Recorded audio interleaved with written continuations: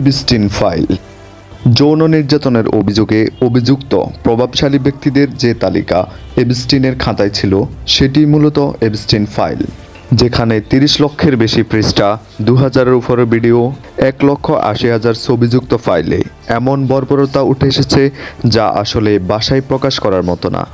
মূলত কি এই এপস্টিন ফাইল, কেন এত আলোচনায়, আর কারা কারা জড়িত, সবকিছুই জানবেন আমাদের আলোকিত সন্ধ্যার এই ভিডিওতে। ভিডিওটি শুরু করার আগে আপনি যদি আমাদের চ্যানেলে নতুন হয়ে থাকেন তাহলে অবশ্যই ভিডিওটিতে একটি লাইক এবং চ্যানেলটি সাবস্ক্রাইব করে আমাদের পাশে থাকবেন। মার্কিন ধনকুবের ও বিনিয়োগকারী জেফ্রি এপস্টেইন ইতিহাসের অন্যতম নৃশংস যৌন নির্যাতনকারী হিসেবে কুখ্যাত। একাধিক মার্কিন প্রেসিডেন্ট থেকে শুরু করে ব্রিটিশ রাজ পরিবারের সদস্য, বিলিয়নিয়ার ব্যবসায়ী থেকে পপ তারকা পর্যন্ত বহু প্রভাবশালী লোক এপস্টেইনের ক্লায়েন্ট তালিকায় ছিল, যাদের মধ্যে অন্যতম Donald Trump, Elon Musk, Bill Clinton, Bill Gates, এমনকি আমাদের পার্শ্ববর্তী দেশের প্রধানমন্ত্রী নরেন্দ্র মোদীর নামও এসেছে। আগেই বলে রাখি, নথিতে নাম থাকা মানে অপরাধী নয়। অনেকের নাম কেবল সাক্ষ্য গ্রহণের সময় বা ফ্লাইট লগে থাকার কারণে উল্লেখ করা হয়েছে।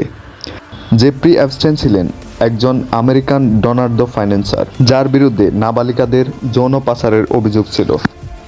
2019 সালে কারাগারে তার মৃত্যুর পর তার সাথে বিশ্বের প্রভাবশালী ব্যক্তিদের যোগাযোগ নিয়ে কৌতূহল সৃষ্টি হয়। 2024 থেকে 26 সালের মধ্যে দাফে দাফে আদালতে সিল করা নথিপত্রগুলো উন্মুক্ত করা হলে বিশ্বজুড়ে তোলফাড় সৃষ্টি হয়।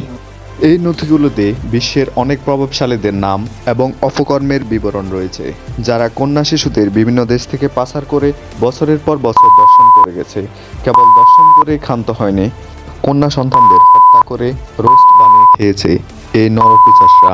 এমন অমানসিক তথ্য উঠে এসেছে এই নথিগুলোতে। এই পাশবিক এবং জঘন্য কাজগুলো কোনো চুপিসারে হতো না, বরং আনুষ্ঠানিকতার মাধ্যমে জমজমাটভাবে হতো।